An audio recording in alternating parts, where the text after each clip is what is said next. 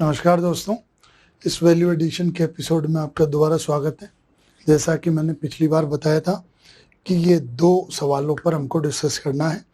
हाल ही में ये सवाल चर्चा में रहे थे और एक अब अपन इस तरह की इस वैल्यू एडिशन सीरीज के माध्यम से इस तरह का प्रयास करना चाह रहे हैं कि जो अच्छे न्यूज़पेपर्स में जो आर्टिकल्स आते हैं उनका हम यहाँ पर डिस्कस कर पाएँ, उन पर बेस्ड क्या सवाल बनते हैं उनको ले पाएं और उनके डेटा अपन ले पाएं। तो पहला सवाल अपन देखते हैं। पहला सवाल है, मध्य प्रदेश में गरीबी के क्षेत्रीय प्रतिरूप, रीजनल पैटर्न, क्षेत्रीय प्रतिरूप पर टिप्पणी करें। ठीक है, ये है। तो comment on the regional pattern of poverty in the Madhya Pradesh. Regional pattern मतलब कि क्षेत्रीय विविधता क्या है, क्षेत्रीय विषमता क्या है गरीबी को लेकर, किन क्षेत्रों में ज्यादा गरीबी है और किन क्षेत्रों में कम गरीबी है और उनके थोड़े बहुत कारण। अब चूंकि ये टिप्पणी है ना, ऐसा नहीं बोला गया है कि आप क्षेत्रीय प्रतिरूप के कारण लिखिए, समाधान लिखिए, है ना, इस तरह का नहीं बताया गया है।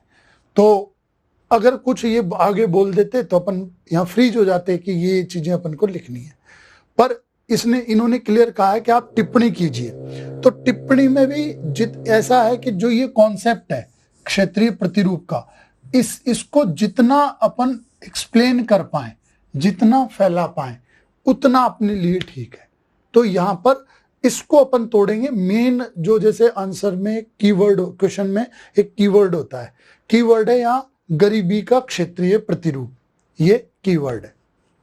ठीक है, अब अपन इसका स्टार्ट करते हैं। तो इंट्रोडक्शन। अब इंट्रोडक्शन में कई सारे ऑप्शन हैं। ठीक है, ऑप्शन एक ये है जो बहुत सिंपल सा है कि हम गरीबी या पॉवर्टी को डिफाइन कर दें कि गरीबी क्या है। कि भाई जो आवश्यक संसाधनों की कमी, जो मूलभूत संसाधन है, मूलभूत आवश्यकताएं हैं, उनकी कमी की दशा गरीबी है। अगर बहुत साधारण भाषा में, और देखो बहुत सिंपल भाषा में बात करने का प्रयास करें।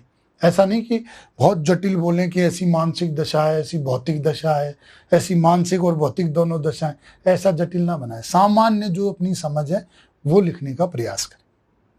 ठीक है, तो एक तो अपन ये स्टार्ट कर सकते थे। एक स्टार्ट कर सकते थे जनरल एमपी के बारे में कि एमपी बीमारू स्टेट के नाम से कुख्यात रहा है, या बीमारू स्टेट के नाम से, मतलब ये इस पर ये दोषारोपण रहा है कि भाई गरीबी, भूखमरी, है ना, विकास का निम्न स्तर यहाँ का हमेशा से ग्रसित रहा है, इस तरह का। तो उसमें गरीबी का क्षेत्रीय प्रतिरूप भी एक प्रकार है या मेन कारण ये है। इस तरह का अपन बोल के भी बढ़ सकते थे। तो जनरल एमपी के बारे में भी बात कर सकते थे, एक गरीबी की परिभाषा दे सकते थे। फिर बोल सकते थे भाई मध्य प्रदेश में इतने प्रतिशत गरीबी है, यहाँ भी ये भी बोल सकता था, ये बिल्कुल हो सकता था। और एक ये है कि यार गरीबी का क्षेत्रीय प्रतिरूप एक सार्वभौमिक तथ्य है या संकल्पना है, यूनिवर्सल फिनोमिना है कि भाई किसी भी क्षेत्र में आप जाओ तो रीजनल डिस्पैरिटी मिलती ही मिलती है गरीबी को लेकर। और यदि यह थोड़ा बहुत रहे, है ना, कि ज्यादा ना हो, ठीक है, तो बहुत तो ठीक है, बियरेबल है और प्रैक्टिकल है कि भाई व्यवहारिक तौर पर होती है, कोई सब बराबर स्तर पर नहीं रहते। पर अगर ये बहुत ज्यादा हो गई तो फिर एक चैलेंज बन जाता है, चुनौती बन जाती है। चुनौती कैसे? Law and order situation create हो जाती है। ठीक है, विद्रोह होने लगते हैं। अगर किसी क्षेत्र विशेष को ज्यादा ही उपेक्षा होगी तो अलग स्टेट या ऑटोनोमस रीजन की मांग होने लगती है, इस तरह की चीजें आने लगती हैं। तो ये अपन ने एक समझा दिया। मेरे हिसाब से ये ठीक है कि इस तरह का अपन समझाएं, टू द फोकस। जो सवाल पूछा है वही पे अपन ने डिस्कस किया है, बहुत पीछे नहीं गए। ठीक है, तो मेरे हिसाब से ये ठीक है। बाकी ऐसा नहीं, ये दोनों इंट्रो भी ठीक है। 11 मार्कर में अपन डिस्कस कर रहे हैं, 5 मार्कर और इन सब में तो किसी भी इंट्रो और कंक्लूजन की जरूरत नहीं है। ठीक है, मध्य प्रदेश में क्या है रीजनल डिस्पैरिटी, तो ये रीजनल पॉवर्टी का जो पैटर्न है वो, तो ये अपन सिद्ध करने के लिए दो चीजें बता देंगे कि कम गरीबी वाले क्षेत्र कौन से हैं, ठीक है, और अधिक गरीबी वाले क्षेत्र कौन से हैं। और एक जैसे हमने ये जो मैप क्रिएट किया है यहाँ पर आपको आराम से मिल जाएगा, ये थोड़ा कम दिख रहा होगा अभी, आप स्लाइड ले लेना तो उसमें ठीक दिखेगा और नेट पे सर्च करोगे तो मिलेगा आपको। तो इसमें जैसे जो रेड जोन वाले जो हैं, है ना, ये तो ये सब कम गरीबी वो अधिक गरीबी वाले क्षेत्र हैं। तो बहुत सटीक इसने कई सारे कलर में यूज किया है, अपन को ये ना यूज करके दो चीजें बता देनी भैया, सबसे ज्यादा गरीब और सबसे ज्यादा और सबसे कम गरीब, ये दोनों चीजें इसमें बता देनी है। बता देना है कि पॉवर्टी की रीजनल डिस्पैरिटी है, ठीक है। अब ये 2-3 जिले और ये सब बता दिए कि ये कम और ज्यादा वाले हैं, इनके बारे में कुछ डिटेल लिख दी, है ना, कि भाई विकास का स्तर क्या है, कुपोषण का स्तर, शिक्षा का स्तर क्या है ना, क्यों है ऐसा, इस तरह का इन दोनों पॉइंटों की व्याख्या अपन ने कर दी, ठीक, कि भाई ये कम क्यों है और ये ज्यादा क्यों है। तो इससे लगभग अपना एक पेज के आसपास चीजें आ जाएगी, मैप आ जाएगा, ठीक है, ये इंट्रो आ जाएगा और इन दोनों क्षेत्रों को व्याख्या कर देंगे अपन, और बाकी क्षेत्र इन दोनों के बीच में, तो डिस्पैरिटी तो है, ये अपन ने बता दिया। अब आया अपन कारण, क्योंकि टिप्पणी है तो अपन खोल सकते हैं उसको, ठीक है, कि भाई क्षेत्रीय प्रतिरूप ये है। अब ऐसा नहीं, अब जैसे देखो सोचो, अगर अपन इसी पे चलते कि गरीबी का क्षेत्रीय प्रतिरूप पे ही चिपके रहेंगे, क्योंकि किसी परमात्मा ने हमसे कहा है कि जो पूछा है वही लिखो, तो इसमें क्या लिखोगे भाई, है ना भाई, ज्यादा से ज्यादा 3 में डिवाइड कर सकते थे, कम, मध्यम और बहुत अधिक, और उसमें लिखते ये जिला है, ये कुपोषण है, ये लिंगानुपात है, ये तो वो ठीक आंसर नहीं है ना, केवल इस पार्ट को एक्सपैंड करना नहीं। फिर है कि हमने एक पेज में ये बता दिया, इंट्रो दे दिया, इन दोनों के कारण बता दिए, मैप बना दिया, और फिर आया अपन कारणों पे कि कारण क्या है।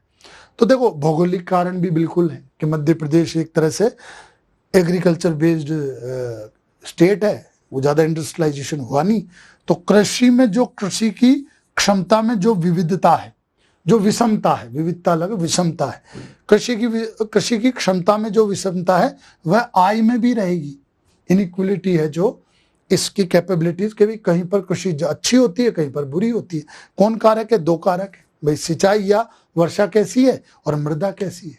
अगर इसमें विषमता है तो बिल्कुल आय में भी या गरीबी में भी विषमता रहेगी। जनसांख्यिकी, विकास दर बनाम जनसंख्या दर, जैसे ये देखो, एक मैंने यहां पर आपको हल्का दिख रहा होगा, लेकिन जनसंख्या की ग्रोथ रेट है 2011 तक, मैंने सिर्फ इसलिए इंक्लूड किया है कि आप यहां पर बता सकते थे कि विकास जिस दर से हुआ उससे बहुत अधिक दर से जनसंख्या बढ़ी, तो उस विकास का कुछ प्रभाव ही नहीं हुआ, है ना। जैसे भाई ऐसा अपन बता सकते थे फॉर एग्जांपल कि जैसे ये मान लो ये जनसंख्या दर है ना, ये जनसंख्या दर, और अपन ने कह दिया भैया ये विकास दर है ना, कि भाई ये विकास दर, तो हमेशा की गैप है ना, या तो या पहले आप ज्यादा गैप बता देना, अभी नहीं, जैसे मान लो इसको अपन हटाए ना, कैसे कि ये जनसंख्या दर है ना, थोड़ा ट्रेंड पहले तेज था और अब ऐसा करना पड़ेगा कि भाई अब लगभग स्टेगनेंट में आना पड़ेगा ना, ठीक है। और ये मान लो ये विकास दर कैसा कि बहुत धीमी धीमी चली, ये जब जनसंख्या बहुत तेजी से बढ़ रही थी तब गैप भी बहुत बड़ा, अब लगभग ऐसा है ना। तो इस तरह का अपन बता सकते हैं, मतलब सही ट्रेंड भी होना चाहिए, सिर्फ लाइन खींचना ग्राफ नहीं है। जैसे बीच में जो विस्फोटक काल आया था है ना, विस्फोटक काल, जिसमें जनसंख्या बहुत तेजी से बढ़ी और विकास दर लगभग उसी स्तर से बढ़ती रही, तो गरीबी बहुत ज्यादा हो गई थी। क्यों? क्योंकि जनसंख्या बहुत तेज और संसाधन उतनी तेजी से बढ़ नहीं रहा था। तो इस तरह का प्लॉट अपन कर सकते थे, अपन यहां लिख सकते थे जनसंख्या दर, वृद्धि दर और विकास समृद्धि दर या विकास दर, तो इस तरह, और ये समय टाइम, तो इस तरह का ग्राफ अपन प्लॉट कर सकते हैं। छोटे छोटे साइड में ही कर सकते हैं, कोई जरूरी नहीं बहुत बड़ी जगह। जैसे मान लो ये इस तरह का आपका पेज है ना, तो जैसे यहां अपन ने आर्ग्यूमेंट दिया तो यही छोटा सा क्रिएट कर सकते हैं, कोई बहुत बड़ा एरिया अपन को यूज करने की जरूरत नहीं है। तो ये अपन आर्ग्यूमेंट दे, नीतिगत कारण अपन दे सकते हैं कि भाई ऊपर की पॉलिसियां थोपी गई है ना। अब जैसे बुंदेलखंड, बघेलखंड, निमाड़, मालवा, या सब अलग अलग क्षेत्र हैं, सब अलग क्षेत्रों के अलग अलग पोटेंशियल है। तो आप कैसे एक ही नीति से सब जगह आप विकास करा सकते हो। तो पहले जो टॉप डाउन कि थोपा गया, भैया हमने बना दिया है, अब आपको इसको इंप्लीमेंट करते रहो, है ना। बनाम अप्रोच की जगह स्थानीय प्रयास। अगर स्थानीय प्रयास होते, जैसे अब जो नीति आयोग के बाद और जो कोऑपरेटिव फेडरलिज्म और ये सब आ रहा है ना, या थिंक ग्लोबली एक्ट लोकली, ऐसी चीजें आ रही है, तो उसका ज्यादा प्रभाव पड़ता। उससे क्षेत्रीय क्षमता भी बढ़ती, ठीक है, और स्थानीय समस्याओं का स्थानीय तरीकों से ही समाधान होता। तो यहाँ क्या होता है, टॉप डाउन पे हमारा संसाधन भी बहुत खराब होते हैं और सही से परिणाम भी नहीं आ पाते। क्रियान्वयन में कमी, ये तो सब जगह अपन लिख ही सकते हैं। अब ऐसा ना लिखें कि भाई सरकार की मनसा में कमी या इच्छा शक्ति में कमी, राजनीतिक इच्छा शक्ति में कमी, इस तरह का नहीं, ठीक है। आप इस तरह बोल दो भाई इम्प्लीमेंट में कमी थी, भ्रष्टाचार था, लाभार्थी की पहचान सही से नहीं हो पा रही थी, ठीक है, जो लाभार्थी नहीं है उसको भाई भतीजावाद या उसके आधार पर लाभ दे दिया गया, जबकि वो डिजर्व करता ही नहीं था। तो इस तरह से ये यहाँ पर अपना आंसर चल रहा है। आगे समाधान क्या क्या, तो समाधान देखो वही जनरल चीजें, कोई इसमें एक्स्ट्रा ऑर्डिनरी चीज नहीं है कि भाई आप अवसंरचना डेवलप कीजिए। तो अवसंरचना जब आप डेवलप करेंगे तो जुड़ाव होगा, मतलब जैसे अब मान लो DMIC बना, Mumbai industrial corridor, Delhi to Mumbai, अब MP में से होके जा रहा है, तो यहाँ से इन्वेस्टर गुजरेंगे, संसाधन गुजरेंगे, तो MP के इस पार्ट में भी इन्वेस्टमेंट होगा, इंडस्ट्रीज लगेंगी। अगर अच्छी नीति बनाता है तो जुड़ाव होगा और उससे इन्वेस्टमेंट बढ़ेगा। संसाधनों का इष्टतम प्रयोग, कि भाई जैसी भूमि जहां है, जो क्षमता है, उस तरह का आप लागू कीजिए। जैसे मान लो सोलर, विंड, है ना, और इस तरह की बहुत सारी चीजें, अभ्यारण्य बना सकते हैं, जटरोफा, बंजर भूमि में अपन सुन रहे हैं, तो इस तरह की चीजें अपन लगा सकते हैं। कौशल विकास कीजिए, कौशल में जैसे स्किल्स मिशन है, तो इससे जनसंख्या जितनी भी अपनी है तो लाभांश की स्थिति में आएगी। अभी मान लो इन्फोसिस और ये सब बड़ी बड़ी कंपनियां आ रही हैं, तो अगर हमारे यहाँ लोकल जो युवा हैं उनको, अगर वो IT में ठीक है और उनके पास स्किल्स ठीक है, ठीक है, तो उन्हीं को अपॉर्चुनिटी दी जाएगी, सबसे पहले उन्हीं को रखा जाएगा, ताकि वो कम सैलरी में भी यहाँ अच्छे से जी पाएंगे, है ना। तो कंपनियां भी उनको प्रेफर करती हैं। पर अगर उस तरह का स्किल्स मिली नहीं तो ऑब्वियसली बाहर से लाएंगे, ठीक है, इस तरह की चीजें। फिर नवाचार, नई नई चीजें ढूंढी जा रही हैं जो सुटेबल हो, जैसे केसर की कृषि, अमेरिकन केसर, ग्वालियर में सुना है ऐसा कि इस तरह का हो रहा है। तो नई जैसी जो सुटेबिलिटी है एनवायरनमेंट की और उस तरह का प्रयास किया जाए। मेगा फूड पार्क, चूंकि यहाँ के क्रॉप में, फसलों में डाइवर्सिटी है ना, आलू, प्याज, टमाटर सब चीजें होती हैं, है ना, मिर्ची विर्ची, तो प्रोसेस करके फूड पार्क में जॉब भी क्रिएट किया जा सकता है और किसान और सबकी आय भी बन सकती है। तो वो डिस्पैरिटीज खत्म होगी। ड्राई पोर्ट, जैसे मान लो ईस्ट की तरफ बुंदेलखंड, बघेलखंड, तो वहां पर साउथ में जाने के लिए एक, और जैसे वो सब चीजें आसपास की वहां पे लाने के लिए, ठीक है, जैसे मान लो ये पार्ट है, तो यहाँ पर जैसे पोर्ट से नजदीकी है ना, कि इंडिया का पोर्ट यहाँ पर है, तो यहाँ पर ड्राई पोर्ट बनाया जा सकता है ताकि आसपास से चीजें यहाँ पर आ जाएं और यहाँ एक डेडिकेटेड रोड बना के और एक्सपोर्ट हो जाए अच्छे से। तो इस तरह की चीजें, जो ये पिछड़े क्षेत्र है वहां पर इस तरह की क्षमता बनाई जा सकती है। ग्रोथ पोल, ग्रोथ सेंटर, ये बहुत ठीक कॉन्सेप्ट है, इसको डेवलप किया जा सकता है। ये ऐसा है जैसे मान लो भिलाई था, तो भिलाई सोच समझ के प्लांट लगाया गया ताकि यहाँ पर जो चीजें थी उनका उपयोग हो सके। प्लांट भी वैसा ही लगाया जो यहाँ पे चीजें अवेलेबल थी, कोयला, पानी, ये सब, है ना, लोहा हुआ, ये सब।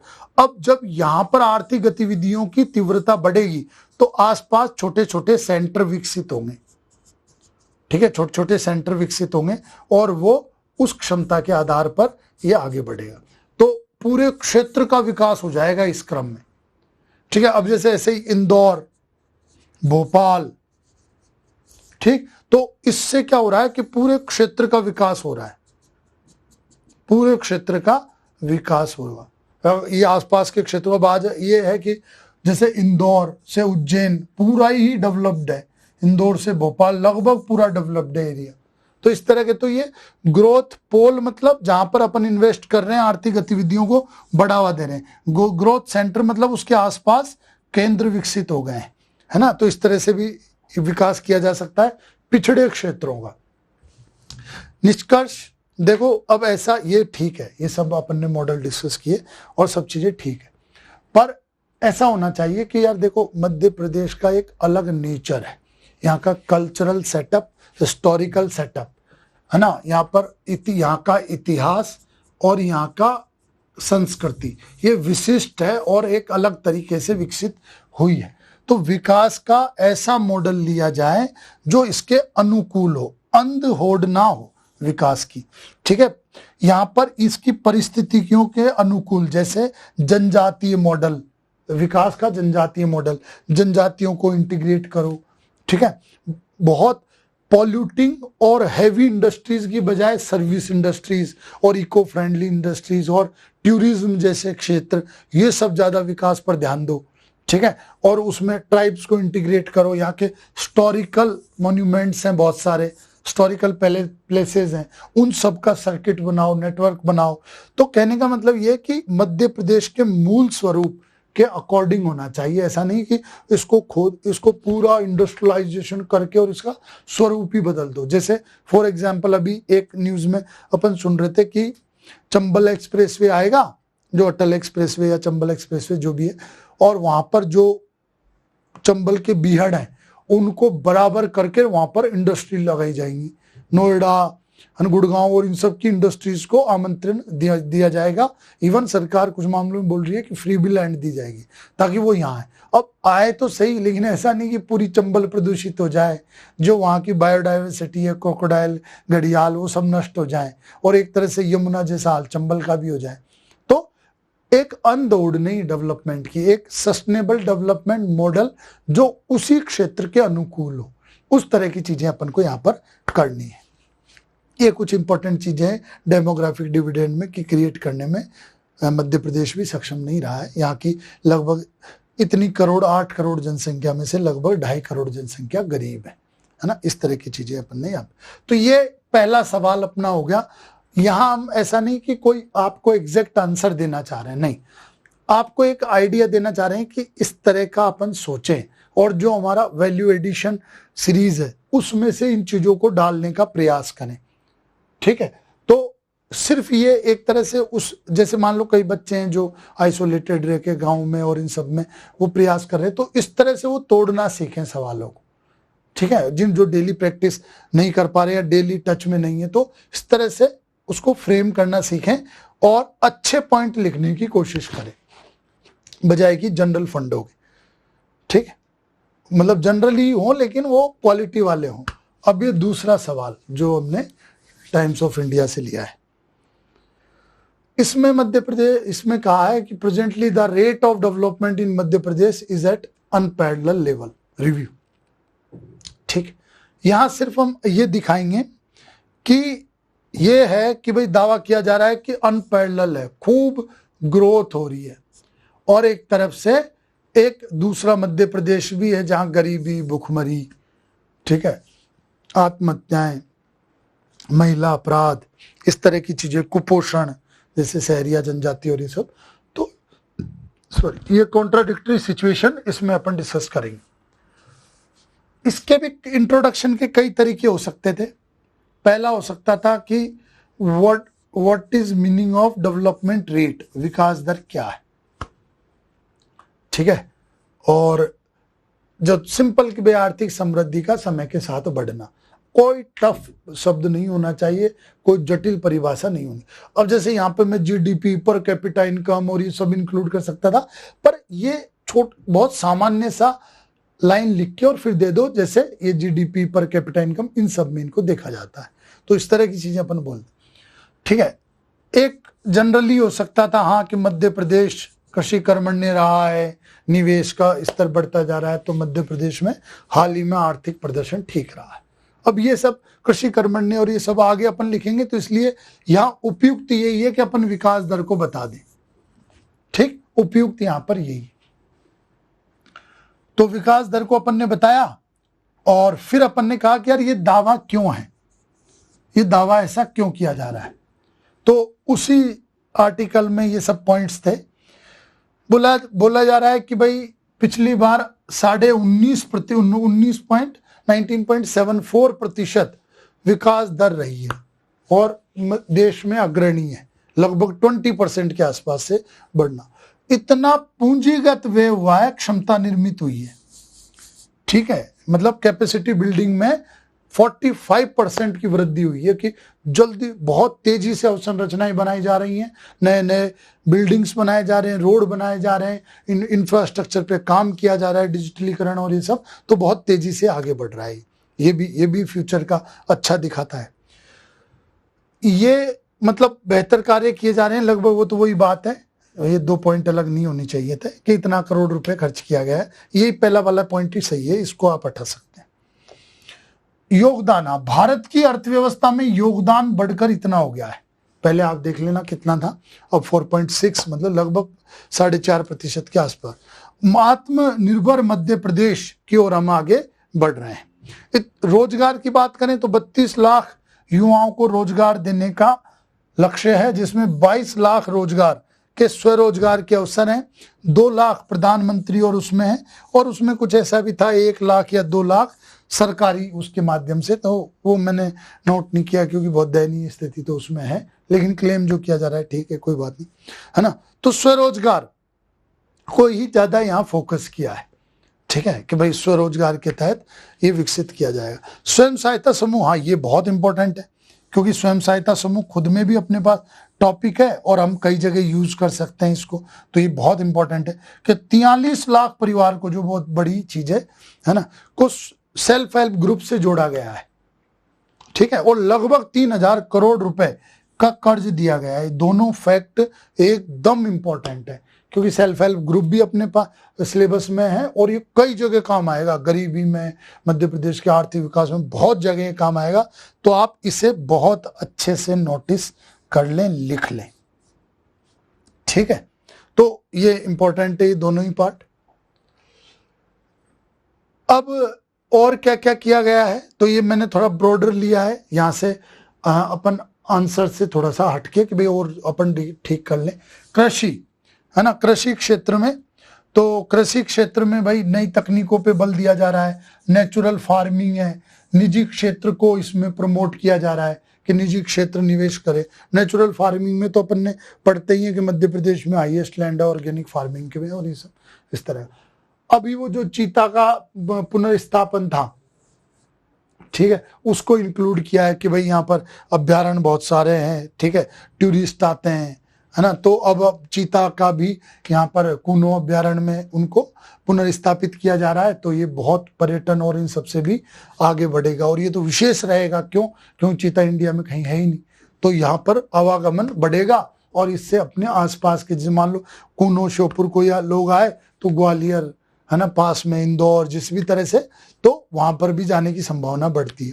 अवसंरचना, अटल एक्सप्रेसवे, नर्मदा, DMIC सब मध्य प्रदेश में बन रहे हैं और यहाँ से गुजर रहे हैं, तो ये बहुत अच्छी अवसंरचना का काम करेंगे, मोबिलाइजेशन बढ़ेगा, ठीक है। संस्कृति और सभ्यता, जो यहाँ की विशेषता है, महाकाल मंदिर का पुनर्निर्माण या पुनरुत्थान, या इसका वो काया पलट जो बोलते हैं, ओम सर्किट, जो जैसे अपने महाकाल, ओंकारेश्वर, इन सबको कनेक्ट करते हुए महेश्वर, इन सबको, तो इस तरह की नई चीजें लाई जा रही हैं जिससे विकास हो रहा है, पर फिर भी चुनौतियां बनी हुई हैं। अब वो सेकंड वाला पार्ट अपन डिस्कस करेंगे। मतलब अपन ने लगभग 60-70% लिख दिया, क्या ठीक है, मतलब वास्तव में ग्रोथ तो हुई है और चीजें राइट डायरेक्शन में और राइट पेस पर है, चीजें सही दिशा में है और सही दर से भी है, इस तरह की चीजें है ना। तो चैलेंजेस क्या है कि झांकी मंडप से ज्यादा सस्टेनेबिलिटी जरूरी है। आप कुछ ऐसे आधार बनाइए, मजबूत आधार, जिनसे यहाँ का विकास और यहाँ का निवेश निरंतर चलता रहे, ठीक है। जैसे उद्योग डेवलप हो गए, जैसे सेवा क्षेत्र, ऊर्जा की क्षमता यहाँ पर डेवलप होगी, सोलर प्लांट और ये सब, तो यह एक यहाँ की स्थायी कैपेबिलिटीज रहेंगी फिर, ठीक है। फिर जो फ्लक्चुएशन आएगी, अब जैसे मान लो सर्विस सेक्टर या टूरिज्म ऐसी चीज है कि अगर इकोनॉमी अच्छे से बूम कर रही है तो लोग घूमते फिरते हैं, खर्च करते हैं, बाकी नहीं करते हैं। ठीक है, तो एक इस तरह जैसे गुजरात, महाराष्ट्र, तमिलनाडु है ना, इन सब का एक बेस तैयार हो गया है कि अब वहां पर सर्टेन अमाउंट ऑफ इकोनॉमी की एक्टिविटीज तो चलेंगी ही चलेंगी। तो इस तरह से कुछ बड़ा सोचिए, ठोस होना चाहिए। मानव संसाधन बहुत इंपॉर्टेंट है कि आज जैसे अपन एक फैमिली का देखें तो अगर बच्चे बहुत अच्छे से पढ़ रहे हैं, ठीक है, बहुत अच्छे से पढ़ रहे हैं, वो नई नई स्किल्स प्रतिदिन सीख रहे हैं और वो उत्साह है, उनमें उत्साह है कुछ करने की, कुछ चीजें बनाने की और कुछ फ्यूचर में अच्छा करने की, तो उस फैमिली का फ्यूचर ब्राइट है, ये अपन को पता है। तो इसी तरह से जो मानव संसाधन है वो एमपी का, वो यहाँ के फ्यूचर है। तो आप इन पर काम कीजिए, आप एजुकेशन दीजिए इनको, ठीक है, आप इनको नई टेक्नोलॉजी में पारंगत कीजिए, आप इनके लिए अच्छे कॉलेजेस ये सब में, या जो नए तो क्या बनाना, पर जो है उनकी क्षमता सुधारिए, उनको रेगुलेट कीजिए। तो मानव संसाधन पर विकास कीजिए ताकि भविष्य आपका ठीक रहे। अवसरों का वितरण सही कीजिए, जनजाति प्रदेशों में आप ले जाइए, वहां पर उसी तरह के अवसर ले जाइए, है ना भाई, जैसे रूरल टूरिज्म, ठीक है, वहां पर हेरिटेज और ये सब उनके कई प्रोडक्ट हैं, उन प्रोडक्ट को आप बेचिए, ठीक है। तो इस तरह से जनजातीय क्षेत्रों में आप अलग तरह के डेवलपमेंट एक्टिविटीज कीजिए और उनको डेवलप कीजिए, उनको प्रोटेक्ट करते हुए। ऐसा नहीं वहां अमूलचूल परिवर्तन हो जाए, वो बेचारे अभी सिंपल और इस तरह की जिंदगी जीते हैं तो वहां पर एकदम उपभोक्तावाद अपन ले आए, नहीं उसी तरह का डेवलपमेंट कीजिए जो उनके लिए सुटेबल है। शुष्क क्षेत्र, यहां पर अलग तरह का, जैसे अपन ने रीवा में सोलर प्लांट लगाया है ना, उस तरह का, तो इनके लिए अलग तरह का लाइए ताकि डिस्पैरिटी भी बढ़े, वो डिस्पैरिटी भी घटे, गरीबी की विषमता भी घटे, यहां पर डेवलपमेंट हो और स्थायी डेवलपमेंट हो।